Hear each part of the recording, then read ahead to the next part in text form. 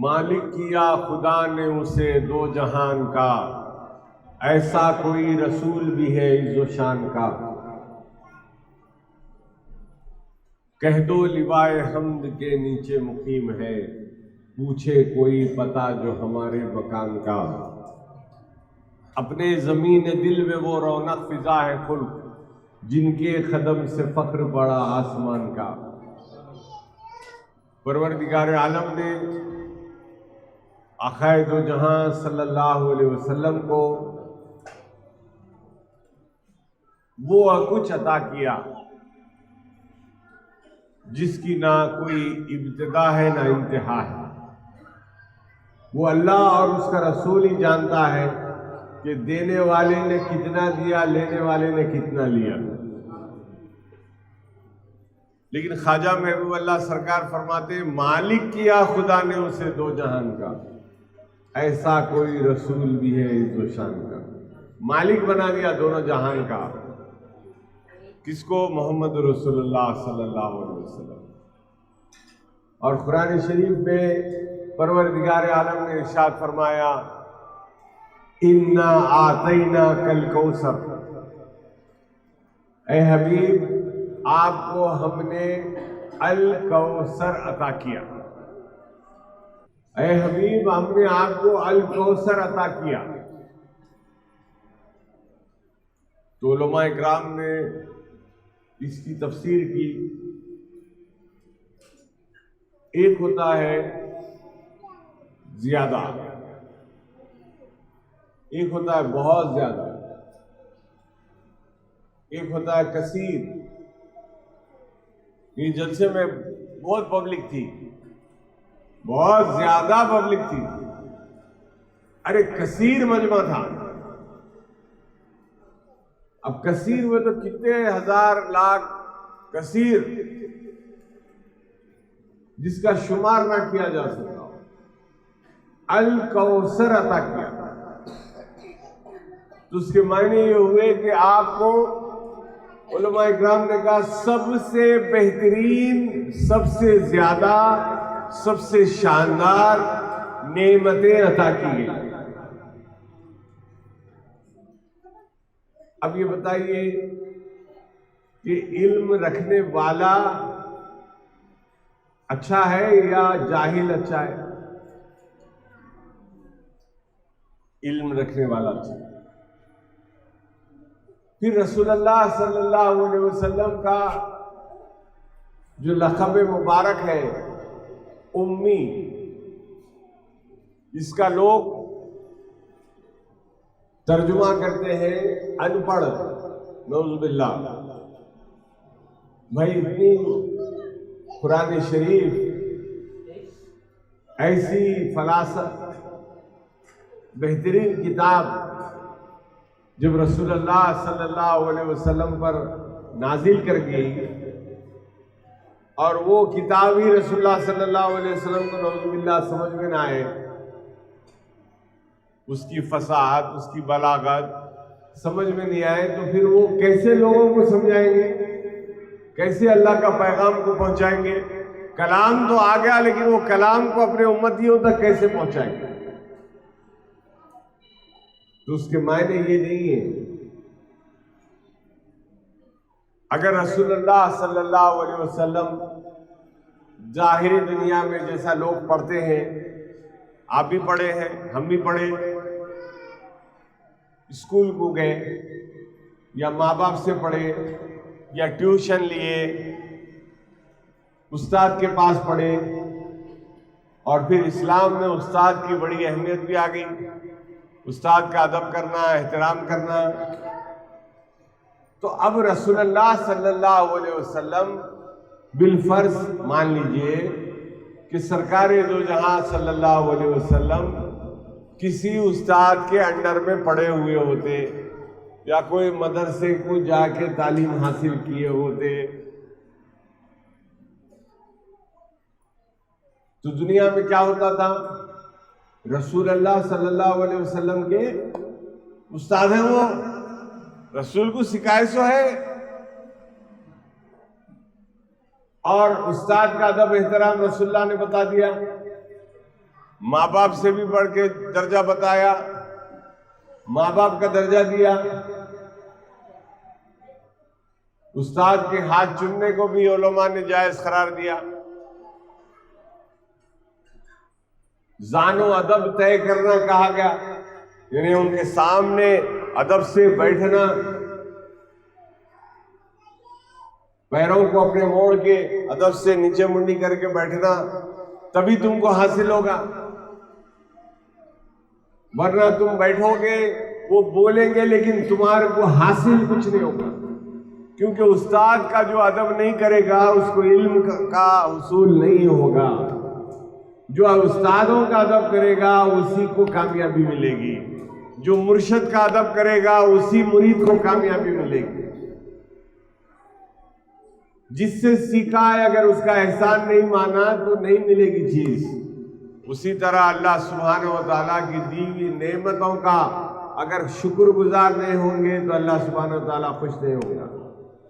अल्हम्दुलिल्लाह बोलना सीखे तो रसूलुल्लाह सल्लल्लाहु अलैहि वसल्लम के लिए परवरदिगार आलम ने इतने एहतियात बरते कि सबसे पहले तो उनके माँ बाप को उनकी कम उम्री में छीन लिया, बुला लिया। अभी पेट में ही है माँ के, वालिद का इंतकाल हो जाता है। अभी कमसिनी से जर्रा ऊंच बढ़ रहे, 6 साल के कुछ हो रहे, वालदा चले जा रहे।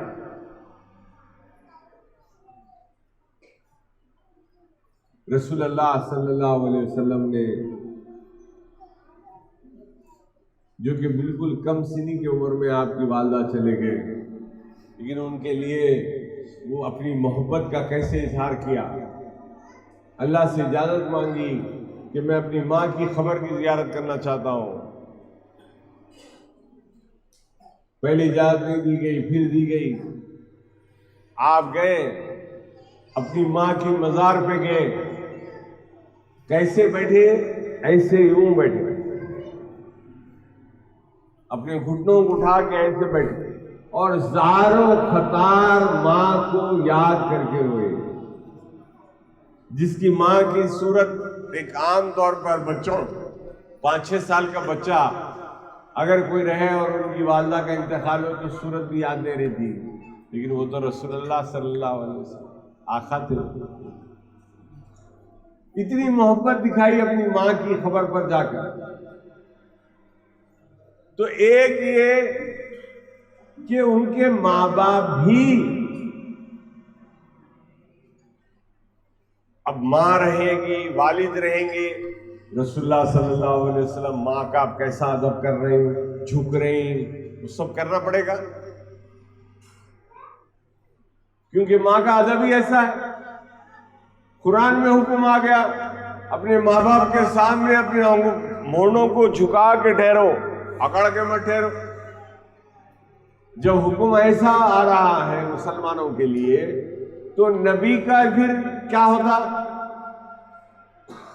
नबी के लिए भी तो हुक्म यही होता ना। तो वो अदब करना, वो एहतराम करना, माँ के पैर पड़ना, माँ का हाथ चूमना, अल्लाह ताला को ये भी गवारा नहीं था। इसीलिए बचपन में उनको उठा लिया, ताकि वो मेरा हबीब वो मरहले से पहुंचे ही नहीं। अब दूसरा मरहला आया शागिर्दी का। तो अब रसूलुल्लाह सल्लल्लाहु अलैहि वसल्लम का अगर कोई उस्ताद होता तो उन्हें बोलता मैं जो है सिखाया से हूं, मेरा शागिर्द है ये।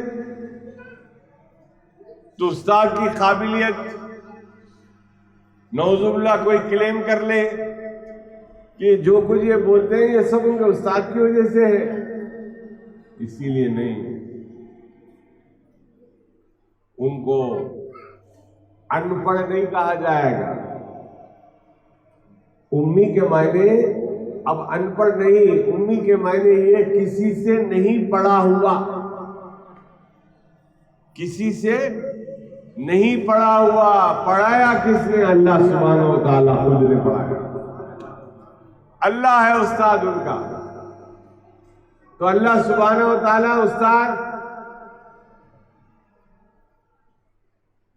आपको एक मिसाल से समझाता हूं। ख्वाजा महबूब अल्लाह सरकार की विलादत हो गई। अल्लाह के वली हैं, मालूम है, उनके माँ बाप भी अल्लाह के वलियां हैं। तो ख्वाजा महबूब अल्लाह सरकार रेंगते रेंगते अब पहली बार खड़े होने की कोशिश कर रहे हैं। बचपन में खड़े हो गए। जैसे खड़े हुए, पिरानी माँ बीबी एवज बेगम साहिबा और उनके वालिद पाशा सरकार यानी ख्वाजा सरकार के वालिद और वालदा दोनों अदब से खड़े हो गए। बेटा खड़े होते ही ये दोनों अदब से खड़े हो गए। क्यों? उनको मालूम था ये बच्चा कौन है। अदब किया। और ख्वाजा सरकार की जो वालदा मोहतरमा है, उन्होंने अपने विसाल से क़ब्ल, विसाल से क़ब्ल कुछ अरसा पहले, साल 1.5 साल पहले, ख्वाजा महबूब अल्लाह सरकार से फरमाया, बेटे ख्वाजा मियाँ, मैं अब आपकी मुरीद होना चाह रही हूं, मैं मेरे को मुरीद कर लो।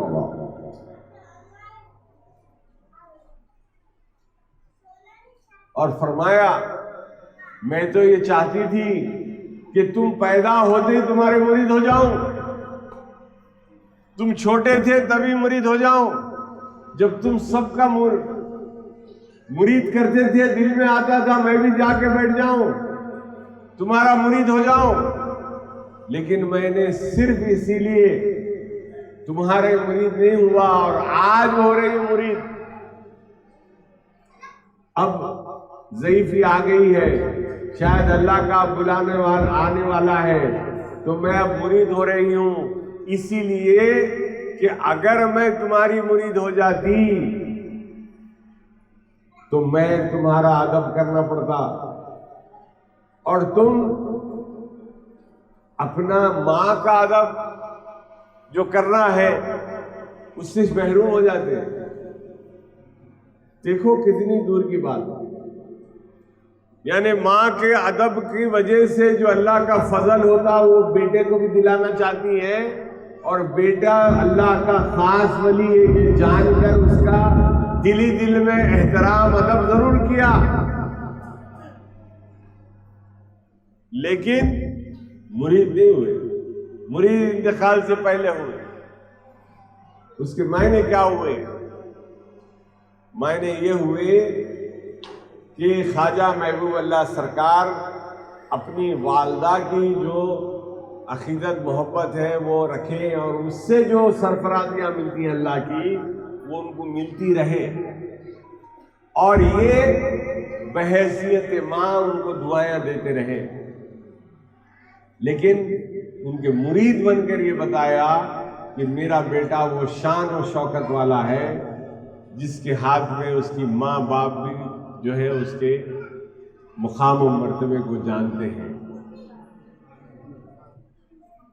तो माँ ने मुरीद होकर बताया, लेकिन एक अरसे के बाद अगर रसूलुल्लाह सल्लल्लाहु अलैहि वसल्लम की वालिद वालदा हयात रहते, बक़ैदे हयात रहते, ज़ाहिरी हयात में रहते, तो रसूलुल्लाह सल्लल्लाहु अलैहि वसल्लम में क्या रहता था? अदब लाज़मी हो जाता। तो अल्लाह ताला ने वो अदब हटाने के लिए उनको बुला लिया।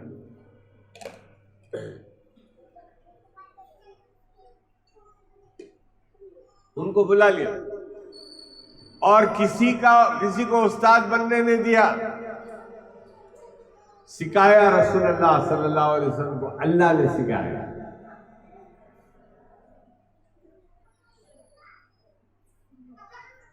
अल्लाह फरमाया कुरान में कि हमने बयान करना सिखाया, हमने सिखाया मोहम्मद रसूलुल्लाह सल्लल्लाहु अलैहि वसल्लम।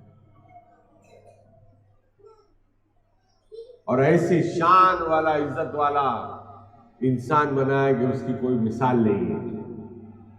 और मैं कल समझा चुका जात क्या है, सिफात क्या है। और फिर कुरान शरीफ में और वाज़ेह कर दिया, मा काना मुहम्मदिन अबा अहदिन मिन रिजालिकुम वलाकिन रसूलुल्लाह व खातमुन नबिय्यीन। मोहम्मद सल्लल्लाहु अलैहि वसल्लम जो है वो किसी के बाप नहीं है, लेकिन वो खत्म नबूवत है उनके पास, आखिरी नबी है वो। अब इसके बाद कोई नबी आने वाला नहीं है।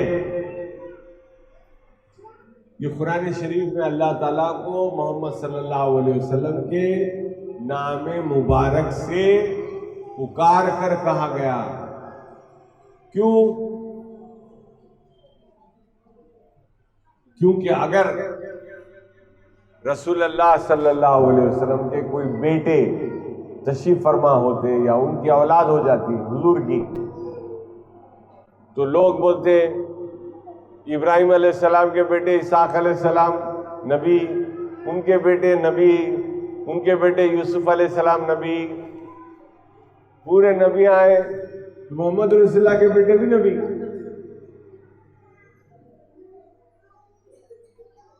तो अल्लाह ताला वो भी आगे चल के प्रॉब्लम ना हो उसका भी सॉल्व करके रखा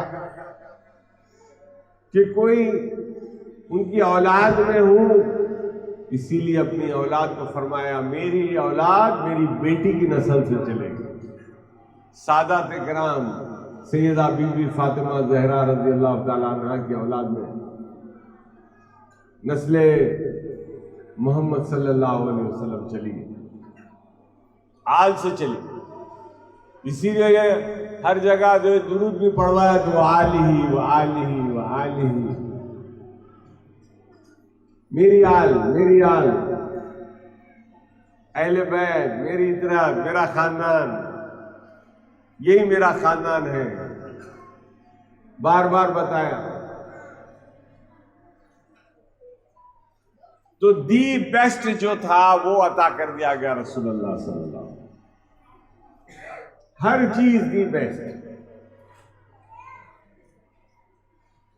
इल्म गैब रखना बेस्ट है या इल्म गैब नहीं रखना बेस्ट है? इल्म गैब रखना बेस्ट है, इल्म गैब अता कर दिया।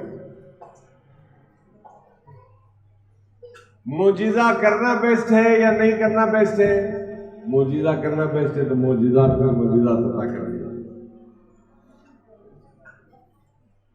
लाचार रहना, मोहताज रहना वो बेस्ट है कि मुख्तार रहना बेस्ट है? मुख्तार रहना बेस्ट, तो आपको मुख्तार बनाना। जो मांगने को आया मन की मुराद पाया, मन की मुराद पाया, मोहन मुख पाया, हरियाला बनाया, राजलारा बनाया, हरियाला बनाया, हरियाला बनाया, राजलारा बनाया। देखो विखार कैसी मुखड़े पे है तजल्ली, मुखड़े पे है तजल्ली, जग सारा जगमगाया, जग सारा जगमगाया, हरियाला बनाया, राजलारा बनाया।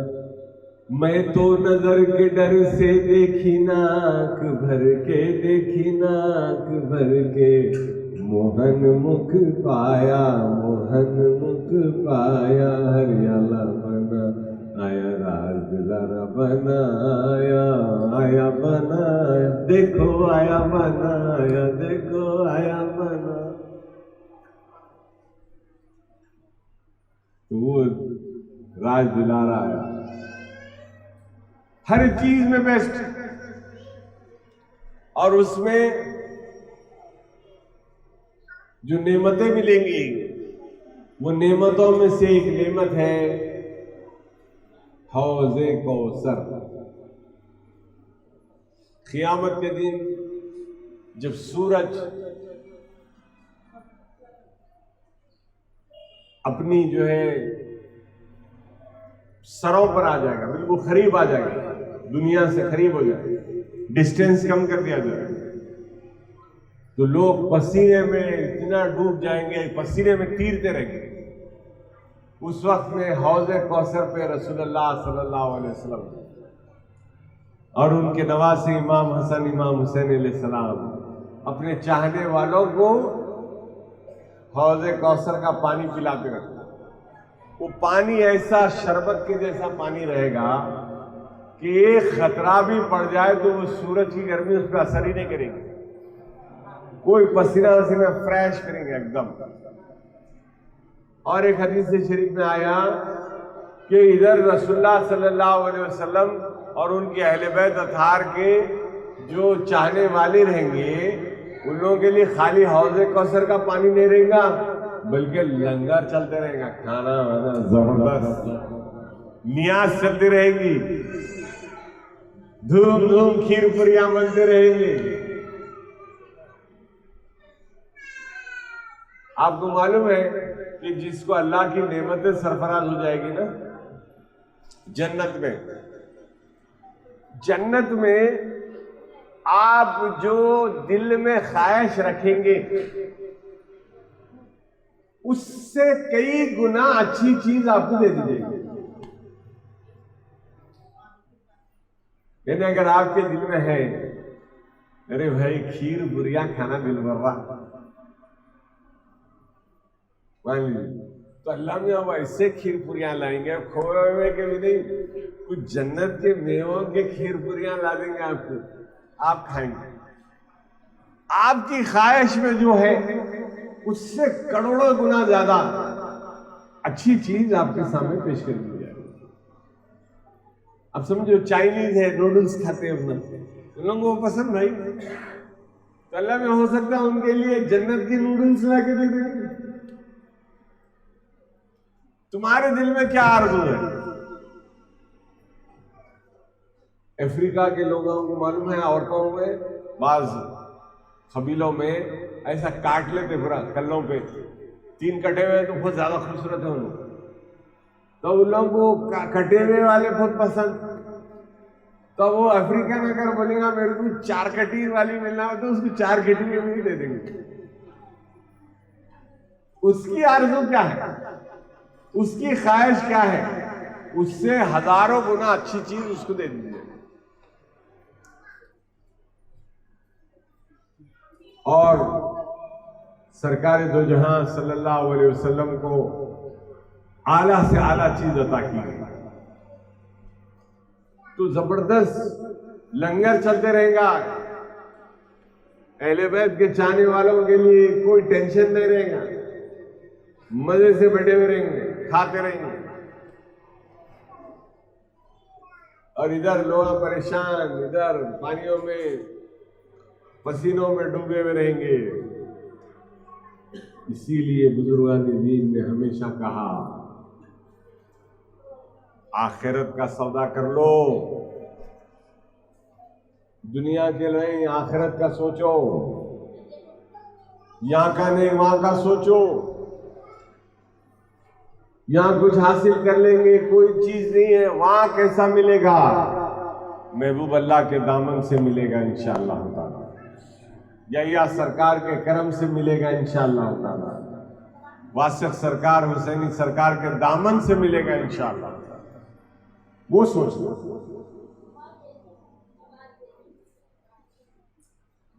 सुलेमान अलैहिस्सलाम को क्या दिया गया? सुलेमान अलैहिस्सलाम को तख्त दिया गया। अब जिन्नात उठाते थे, पलक झपकते मशरिक से मगरिब तक। रसूलुल्लाह सल्लल्लाहु अलैहि वसल्लम क्या दिया गया? बुर्राक। बुर्राक की रफ्तार क्या है? जहां उसकी निगाह पड़ी वहां उसका खत्म, जहां उसकी निगाह पड़ी वहां उसका खत्म। अब आप आसमान को उठा के देखते तो आसमान कितना ऊंचा है, तो उसका पहला कदम कहां? उस आसमान पर। उलमा इकराम फरमाते हैं हम ये कौन सा आसमान देख रहे हैं? जो दिख रहा हमारा आसमान ऊपर छत के जैसा, कौन सा आसमान देख रहे हैं भाई? कौन सा देख रहे हैं? 7वां आसमान देख रहे हैं, क्योंकि पूरे आसमान जो है ट्रांसपेरेंट है, ग्लास के जैसे है। तो हमारी निगाह 7वें आसमान को देख रही, तो बुर्राह की निगाह क्या देख रही होगी सोचो। तो एक कदम में जमीन से 7वां आसमान तक रसूलुल्लाह सल्लल्लाहु अलैहि वसल्लम, और फिर जब सिदरतुल मुंतहा आया, वो मुकाम आया, जिब्राइल अलैहिस्सलाम हर जगह साथ है, लेकिन उस मुकाम पे आके रुक गए। रुक कर बोले या रसूलल्लाह, एक कदम भी आगे बढ़ाया तो मेरे पर जल के राख हो जाएंगे। कदम भी नहीं बोला, बल्कि क्या बोला, एक बाल के बराबर भी जगह से मैं अपने कदम बढ़ाया, बाल से बारीक भी। एक होता मीटर होता, किलोमीटर होता, एक जो है सेंटीमीटर होता, छोटा रहता, एक रहता मिलीमीटर, उससे भी छोटा रहता। अब बाल से जो बारीक है इसको क्या बोलते हैं? क्या बोलते? एमएम से छोटा क्या होता? मिलीमीटर से छोटा क्या होता? माइक्रो। उससे भी छोटा क्या होता? माइक्रो। तो माइक्रो से भी डिस्टेंस अगर आगे बढ़ाया तो जल के राख हो जाता हूं। जबकि जिब्राइल अलैहिस्सलाम मट्टी के बने हुए नहीं है, जिब्राइल अलैहिस्सलाम नूर के बने हुए हैं। लेकिन तजल्लियात इलाही का वो जोर है कि उसके बाद वो आगे कदम नहीं लगा सकते, जल के राख हो जाएंगे। तो वहां पर रसूलुल्लाह सल्लल्लाहु अलैहि वसल्लम की एक सवारी आई, उसका नाम है रफ रफ। क्या है? Rough rough.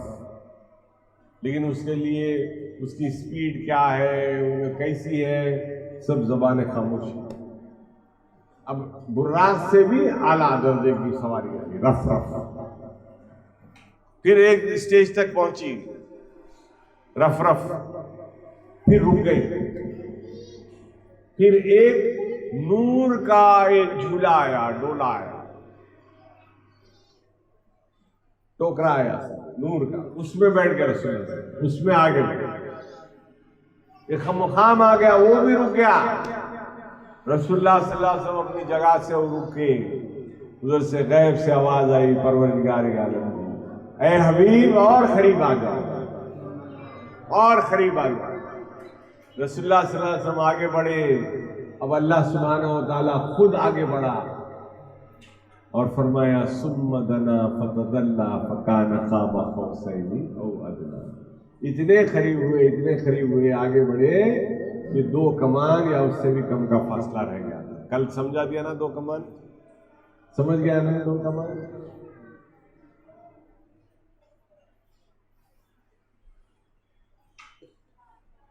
अब महबूब और मुहिब में कोई पर्दा नहीं था। कितने साल रहे, कितने दिन रहे, अल्लाह और उसके रसूल नहीं मानते। पूरा रंग चढ़ा के भेजा हबीब को अपना, पूरा रंग चढ़ा के भेजा। जब बुलाया ना, तभी बता दिया मुकाम मोहम्मद रसूलुल्लाह सल्लल्लाहु अलैहि वसल्लम क्या है। तभी बता दिया क्या है मुकाम, क्या है। जिब्राइल अलैहिस्सलाम को भेजा।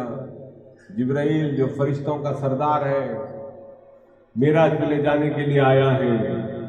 तो अपनी पेशानी जिब्राइल अलैहिस्सलाम हुजूर के अंगूठों को, पैर के अंगूठों को मस्क कर रहे हैं।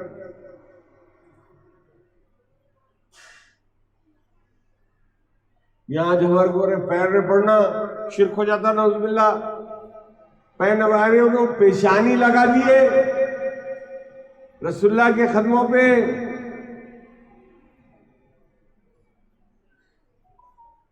और अगर हम ये समझ के अपने पेशानी को जाली को लगा दें कि हम उनके खदमों पे अपना असर लगा रहे हैं, तो कोई सजदा नहीं, कोई शिर्क नहीं। सजदा उसके भी फराइज है, सजदे के भी उसूल है। और नौजुबिल्लाह हम किसी वली की या नबी की इबादत नहीं करते। सजदा इबादत हराम है सिवाय अल्लाह के। हम इबादत तो सिर्फ अल्लाह की करते। मोहम्मद रसूलुल्लाह सल्लल्लाहु अलैहि वसल्लम की इबादत नहीं करते, सिर्फ अल्लाह की इबादत। उनके वलियों की इबादत नहीं की जाती। हाँ, उनको देखना इबादत अल्लाह ने कर दिया, वो हम क्या करें। उनका जिक्र करना इबादत करार दे दिया गया। तस्करे औलिया कफ़ारे गुनाह कर दिया, गुनाहों का कफ़ारा कर दिया। अली का जिक्र सवाब कर दिया, अली को देखना सवाब कर दिया। जब अली को देखना सवाब है तो नबी को देखना।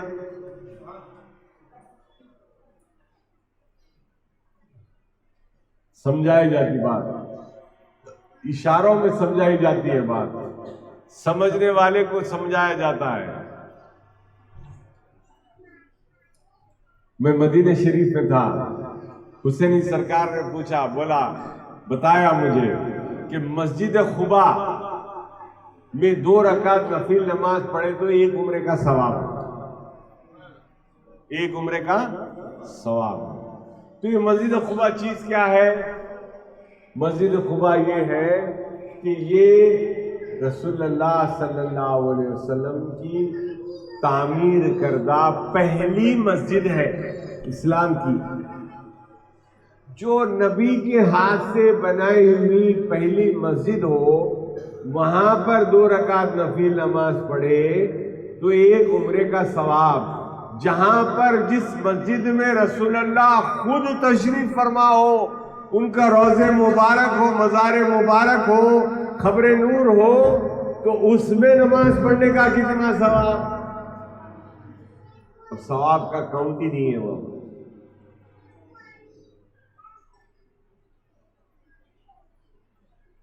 सफा है इश्क का दरे या चले चलो तो सही।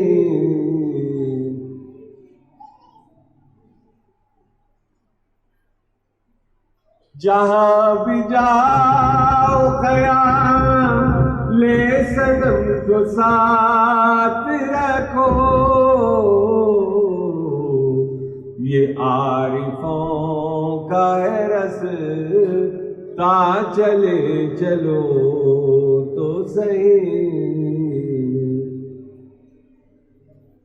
ख्याल यार का आना है, यार का आना, ये कौन कहता है तन, हाँ चले चलो तो सही। ये कौन कहता है तन, हाँ चले चलो तो सही।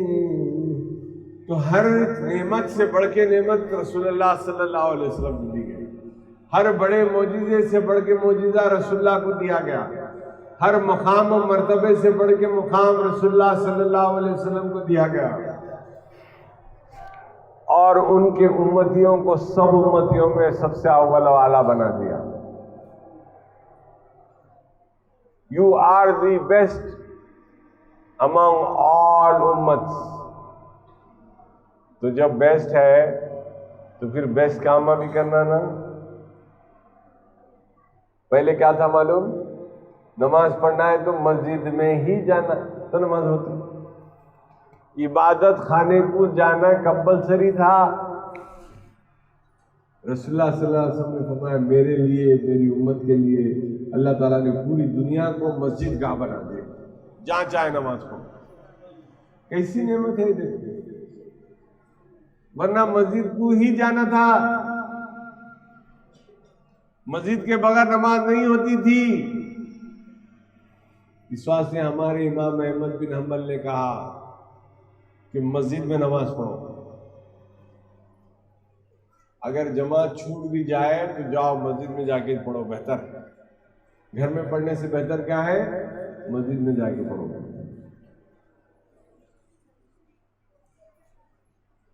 और मस्जिद जो है सिर्फ नमाज पढ़ रही, उसका लॉक डाल दे रही, नमाज से पहले खुल रही, वजुआ के लिए लोग जा रहे हैं, बाथरूम जा रहे हैं, नमाज पढ़ते लॉक हो जा रही, बाहर जा रही। मस्जिद इसलिए नहीं बनाई गई। मस्जिद बेसिकली नमाज के लिए तो है, इबादत के लिए तो है, लेकिन इट्स ए कम्युनिटी सेंटर। ये कौम का एक सेंटर है ये। इस मस्जिद से लोगों की भलाई की जाए, मस्जिद से लोगों का वेलफेयर किया जाए, मस्जिद से लोग बैठ के आपस में मशवरा करें, कौम और मिल्लत को हिदायत दें। मस्जिद इसका काम, खुतबे जुमा में लोगों को सही तरबियत दें, इसका काम है मस्जिद। मस्जिद ये नहीं कि खाली बस नमाज पढ़ने गए और निकल गए ना। मस्जिद इज ए कम्युनिटी सेंटर। आज हम ना सिर्फ जो है मस्जिद को नमाज के लिए इस्तेमाल कर रखी है, वो भी पूरे नहीं आ रहे।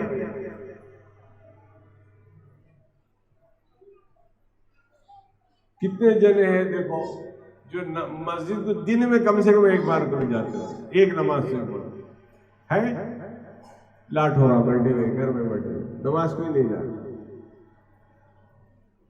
तो तुम फिर मस्जिदों को आबाद नहीं रखेंगे और गैर अगर आके मस्जिदों पे कब्जा कर लेंगे तो तुम्हारे को रोने का हक है? मस्जिद तुल जा रहे, तुमको कुछ बोलने का हक है? कोई हक नहीं है बिल्कुल। तुम अपनी घर की मस्जिद का ख्याल नहीं रख रहे। तो मालूम हुआ कि जहां से तुमको हिदायत मिल रही हो वहां का तुमको ख्याल रखना जरूरी है।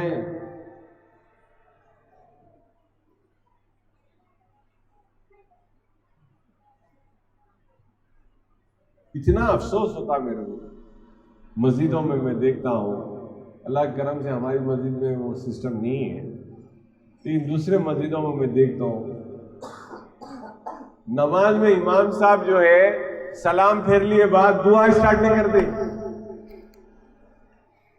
दुआ स्टार्ट नहीं हो रही, क्या वो तो डब्बे चल रहे हैं, वो डब्बे पूरे वापिस गए बाद उनको इशारा देते आप पढ़ो नमाज। क्यों? तो हमारे मुसलमान अगर दुआ पढ़ा दिए तो बगैर मस्जिद को चंदा दिए भाग जाते। पहले इनसे पहले चंदे वसूल कर लो, उसके बाद में दुआ करना। कितनी बदबख्ती हो गई हमारी। और उसमें भी कितने की आगे बढ़ा दो, आगे बढ़ा दो, आगे बढ़ा दो। मस्जिद डजाडज फुल, हंगामा, बाहर रोड तक निकली हुई है। दूसरे जुम्मे को जाके आप बोर्ड पे पढ़ो कितने पैसे जमा हुए थे? 500 700 रुपये। क्या हो गया हम लोग? आजकल भिखारी भी जो है 10 रुपए नहीं ले रहा। मिल रहा क्या? तुम ना मस्जिद को देने के लिए परेशान।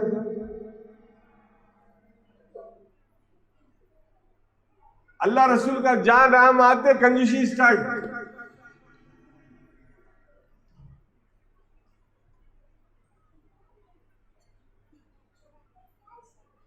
तो अपने